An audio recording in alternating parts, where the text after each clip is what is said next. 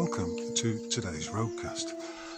I'm provisionally titling this one, Be of Good Cheer.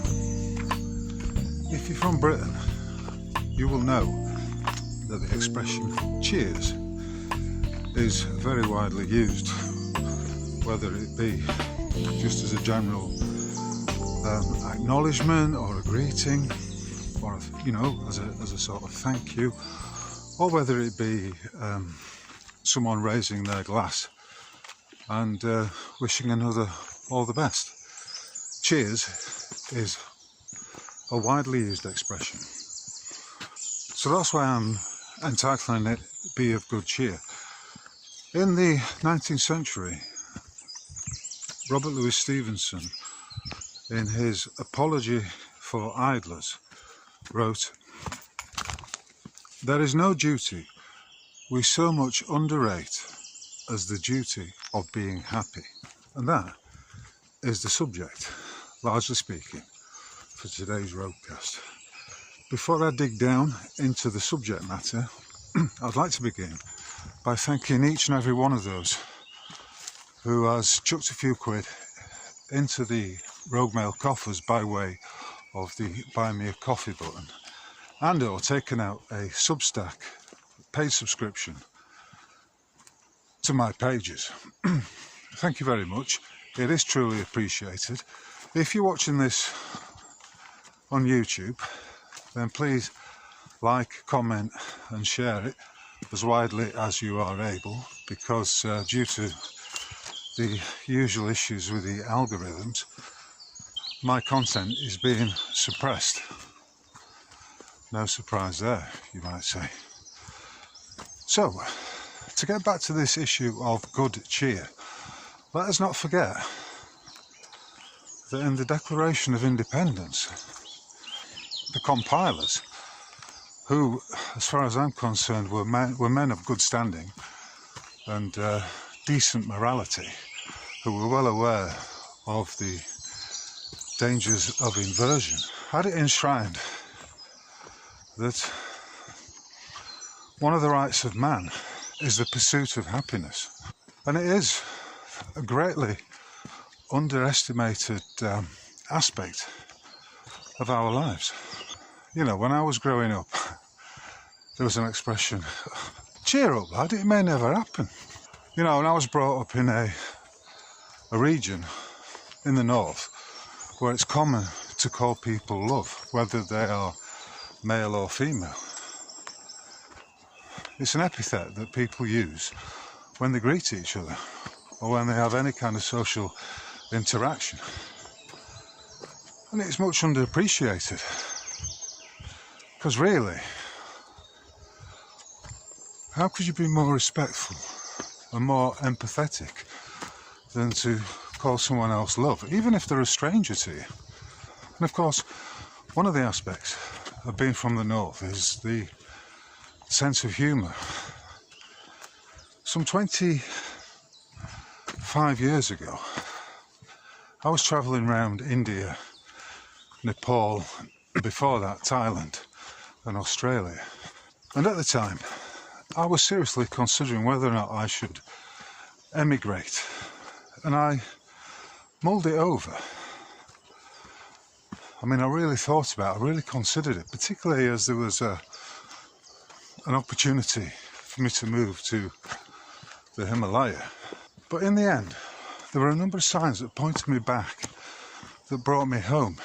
And I suppose even then I realised that Britain was becoming a bit of a shithole, that there were glaring inequities in the system, that if those gaps were not, those chasms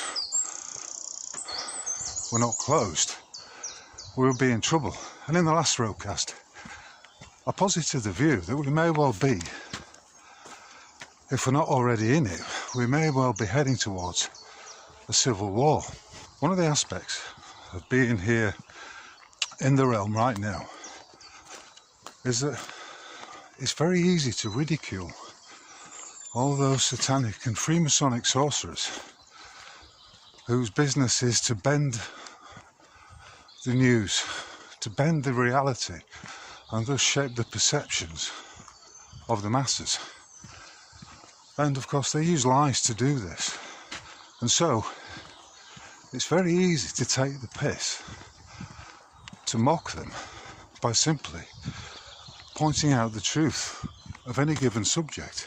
And I suppose you could say that that's why right now it's a glorious time to be a satirist, to be a comedian, to be an individual who lampoons, well, the buffoons that are holding high office, or so they would have us believe.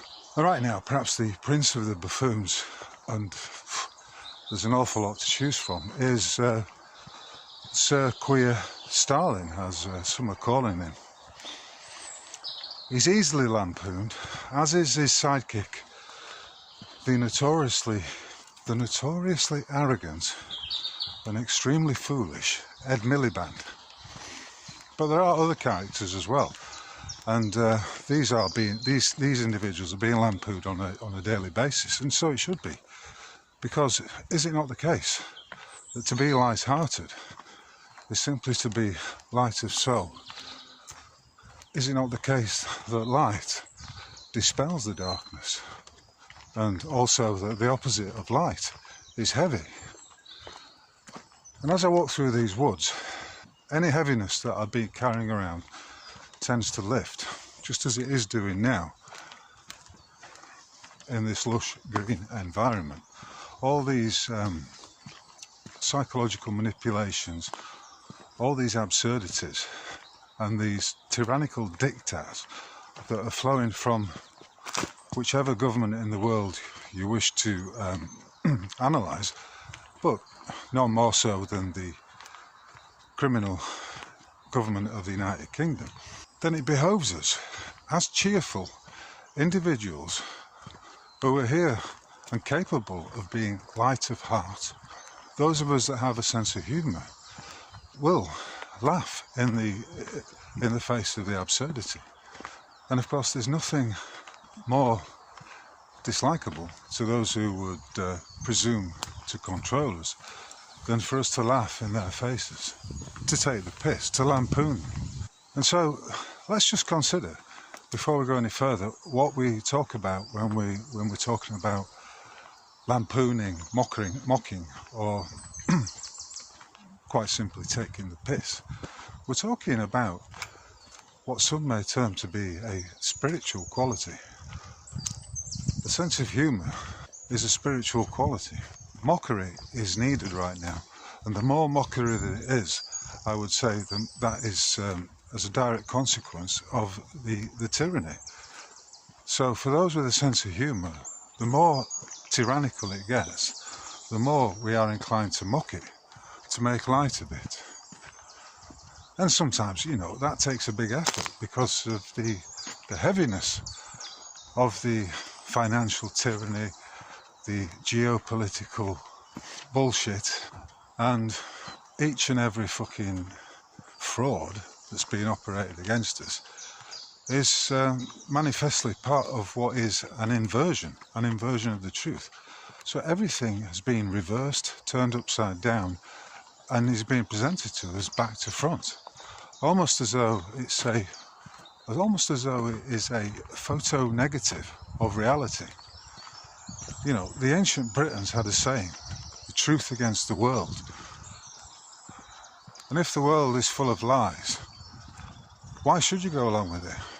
It doesn't matter if you're one individual or you are 100 or 1,000 strong. Why would you go along with something if it's tyrannical, if you don't consent to it? Why would you comply? On Saturday the 24th of May, there is a Great British national strike taking place. And I'm going to be out there in support of that. But at the same time, I'm advocating mortgage strikes on the simple basis that one of the best ways to hit back as an individual, to hit back at the tyrannies of the state and the financial controllers, is to hit them in the pocket. I'm not going to go any further into that subject right now because you can read about it on my website, largely in the Rogue Mortgage section. And I don't pull any punches. I tell it straight, because it is straightforward. No loans are ever made. It's just a fiction. It's just a deceit, a fraud. Because when you ask the banks to provide material evidence that a loan did take place, and that they can show you where the funds came from, they will not do it, because they are unable to provide said evidence. It doesn't exist. So the individual is more powerful than he realises, and far from being unable to do anything about it, he can do something very effective, and that is to challenge any and all debts that are being claimed against him, whether it's a mortgage agreement, a loan agreement, whether it's council tax, a ridiculously imposed penalty charge notice, whatever it may be. As an individual, he can challenge it, and he can cause some disruption to the system. In the 1930s, there was a series of mortgage strikes, and at one time there were 70,000 people withholding their payments to the banks. If that was to happen nowadays, and I'm talking about something along the lines of the Great British National Strike, the effect would be devastating. The system is only as strong as its weakest links, and there are innumerable weak links, particularly in regard to the financial system, but also in regard to these individuals who so vaingloriously ponce about on the geopolitical stage, whether that be at WEF, Davos, the Bilderberg group, the Round Table, whether it be in Westminster, the UK Parliament, which is a joke right now.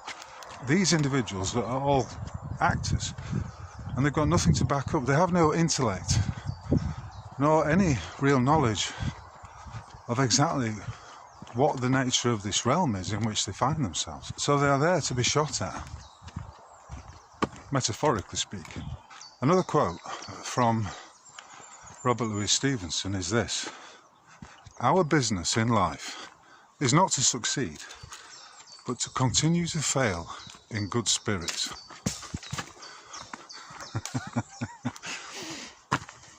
So in the light of that, you see how it all comes back to the light. In the light of that, today's roadcast is intended to be light-hearted.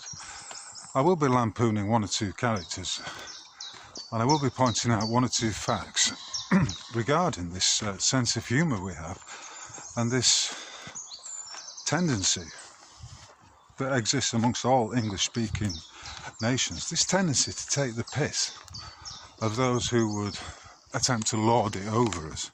It's something that can never be defeated. And it was this particularly that drew me back to Britain. I said I was in India and Nepal some 25 years ago, and I decided to return to Britain because I missed the piss taking. I missed the quality banter, the intellectual exchanges that you can only get when you're conversing with native speakers of the English language, because there are subtleties, there are nods and winks, and all manner of cultural recognisers, or signifiers should I say, that we all know and use, and that immediately creates a bond between us. I mean, I don't doubt for 1 minute there'll be some of you now listening to this, and you will feel as though what is coming out of my mouth is the truth, because it resonates as such. But someone from, say, Afghanistan or Nigeria is not going to get it.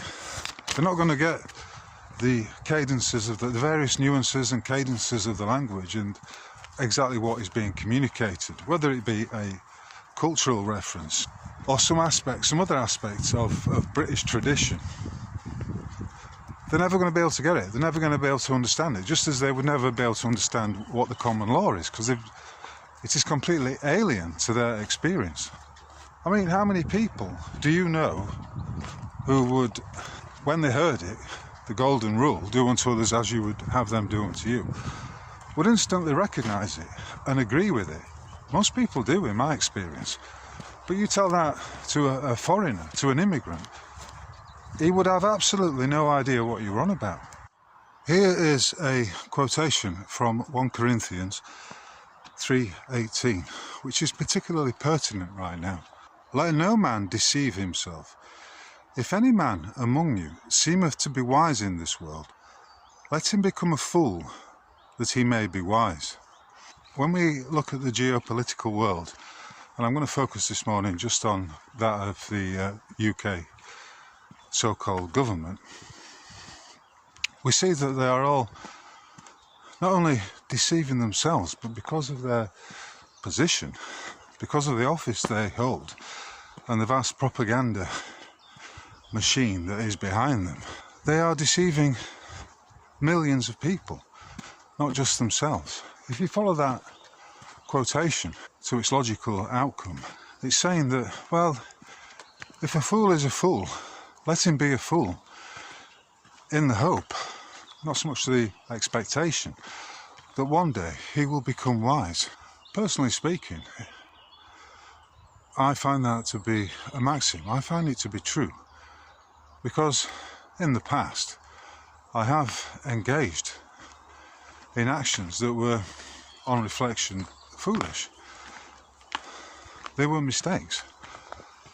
But because I've got a fully functioning brain and a sense of morality, I was able to apply the lessons that I learned from those fuck-ups. In that sense, a mistake is always a good thing, because it teaches you what is correct. There is always a lesson therein that can be learned and applied. On the subject of fools, let's talk about a certain Miss Jess Phillips.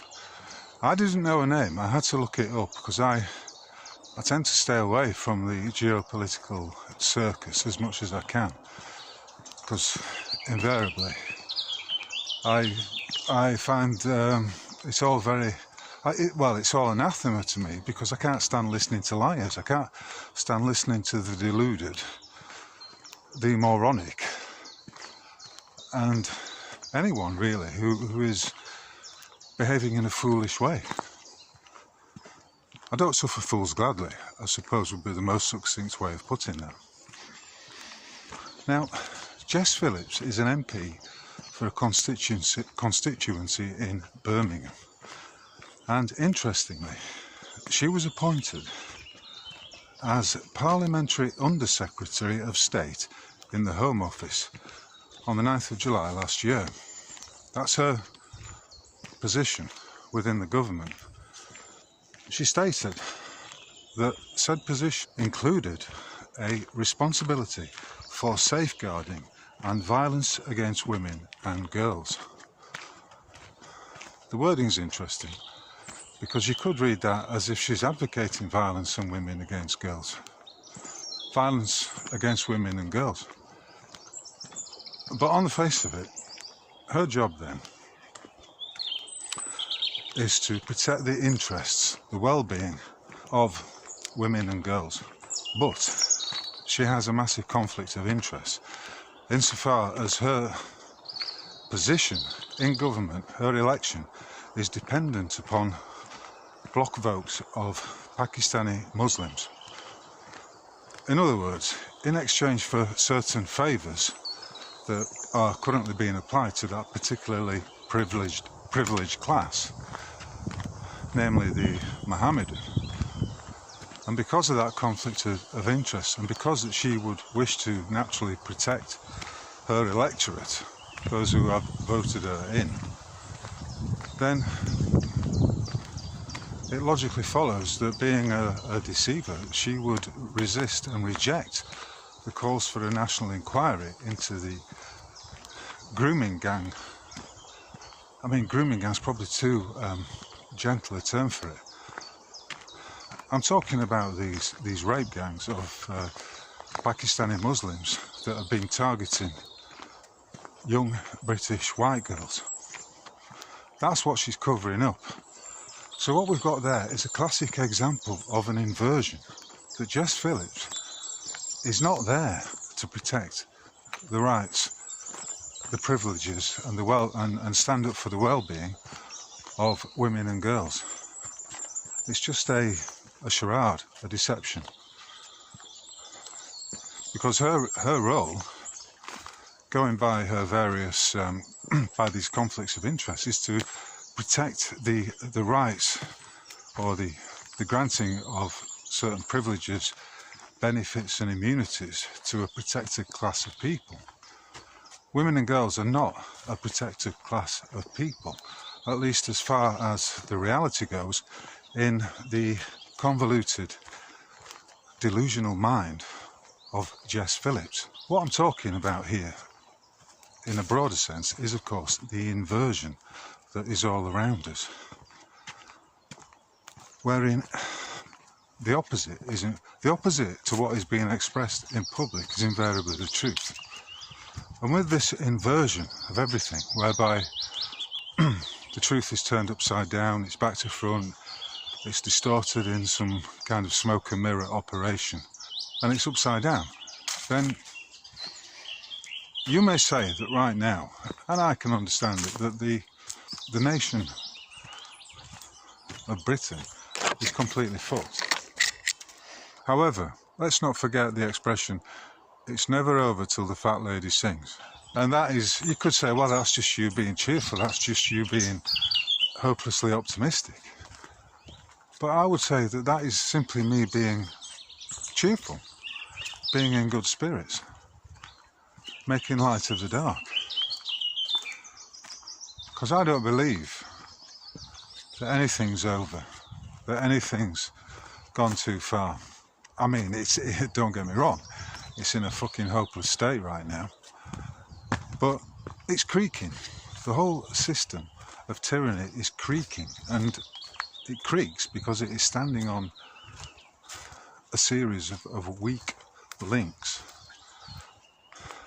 I mean, you could say Jess Phillips is a manifestation of the weak links that exist within the collectives or the organisations of state tyranny, just as you could say the same of Starmer. So when I saw a video that came onto my Twitter feed this morning by an individual called Luke Dobson, talking to the camera, and from what I could gather, he lives in Thailand, and he was talking about how if you're a young native British lad, then you should, given the state of the country, given the high price of rental accommodation, then you could do a lot worse than emigrate to somewhere like Thailand. And I can understand that completely, especially, coming from a man in his 20s. Because in your 20s, up to the age of 40, you're just learning stuff, you're exploring the world, and that is perfectly natural.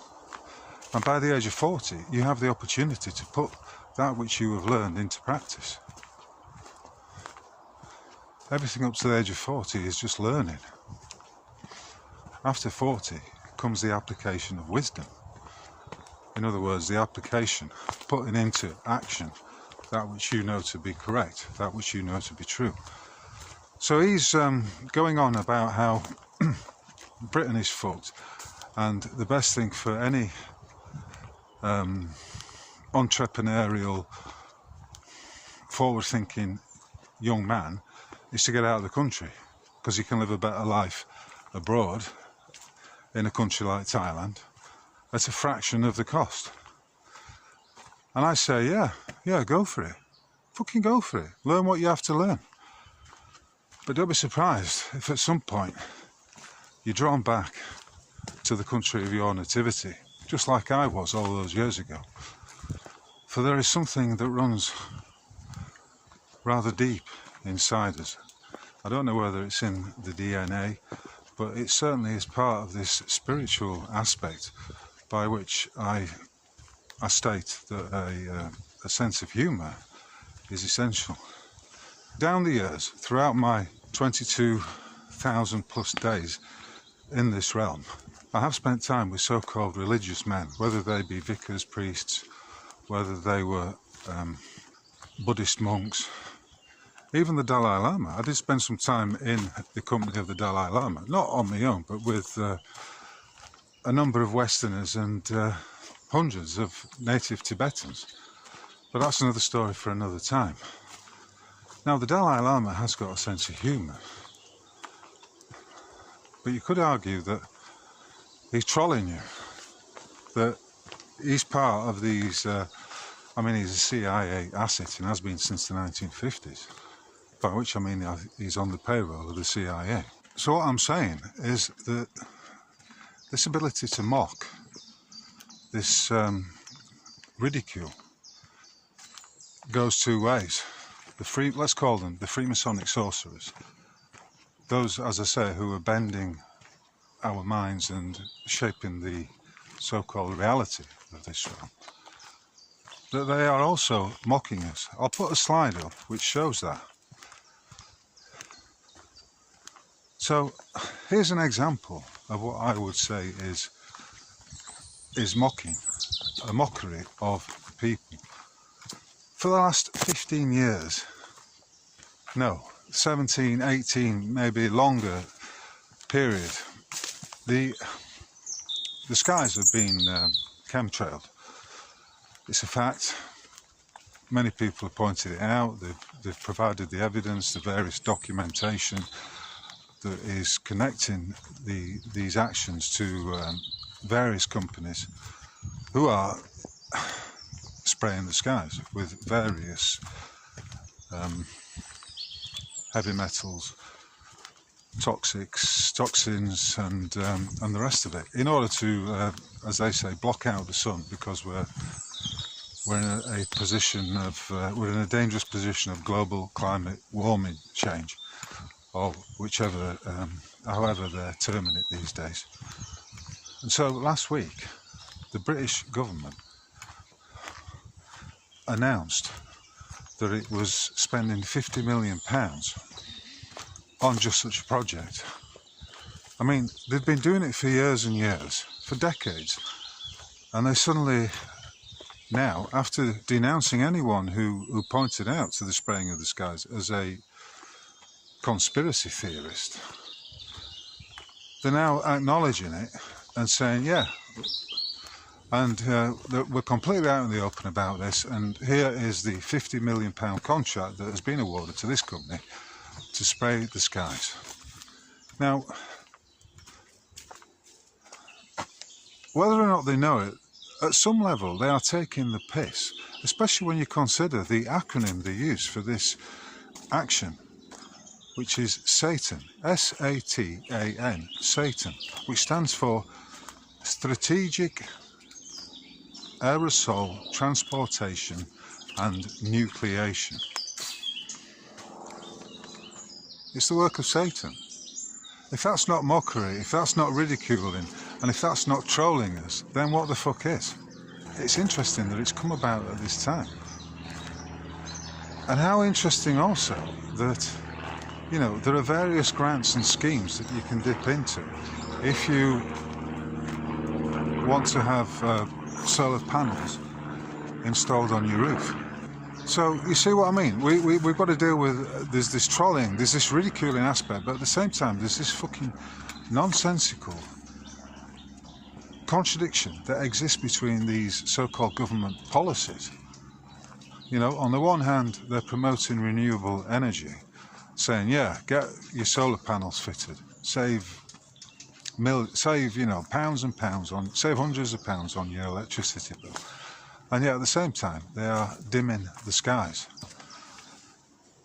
They talk about, you know, the National Health Service and how important it is for the people to be healthy. But again, this is all inverted, because what you're looking at here, via these, via this Satan program, this Strategic Aerosol Transportation and Nucleation policy, they are polluting the skies.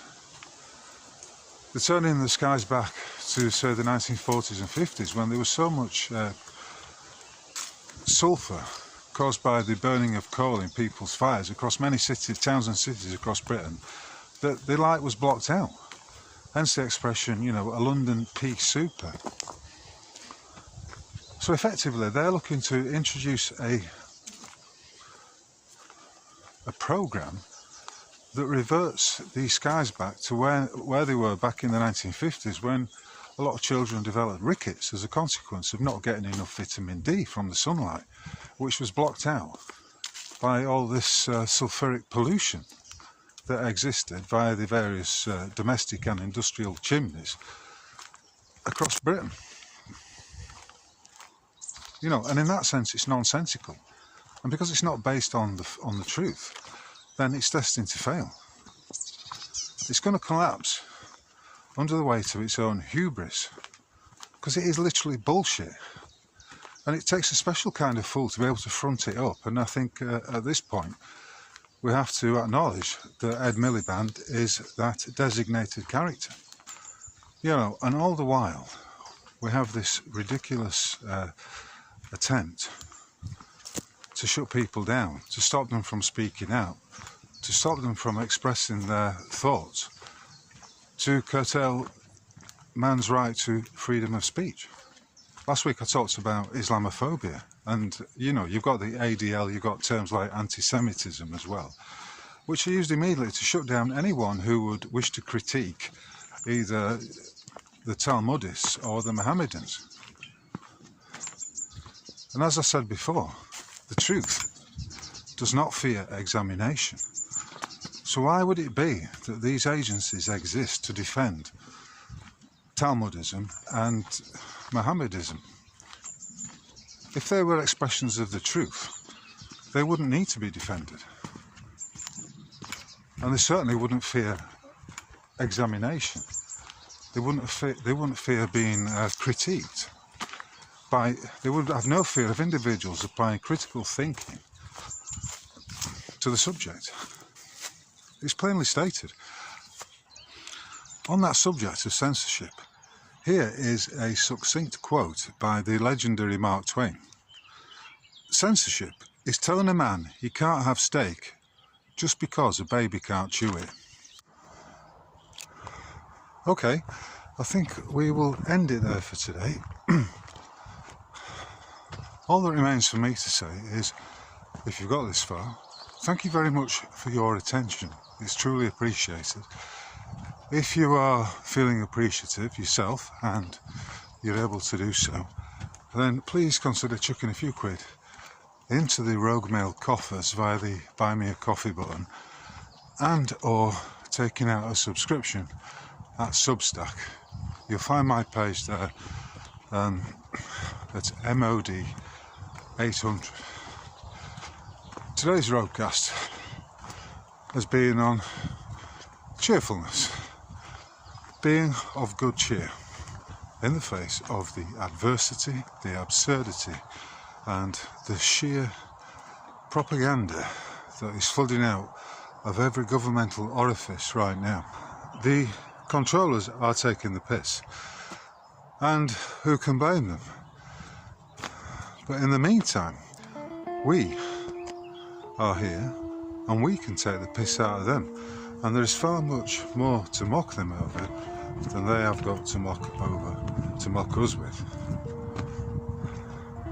For everything that's been inverted, congratulations, you Talmudic Freemasonic sorcerers. You have succeeded, inverting everything. Do you feel good about that? So keep taking the piss, keep speaking the truth, and remember, censorship is like telling a man he can't have steak because a baby can't chew it. On that note, I wish you all the very best, and I look forward to catching you on the flip side. Cheers.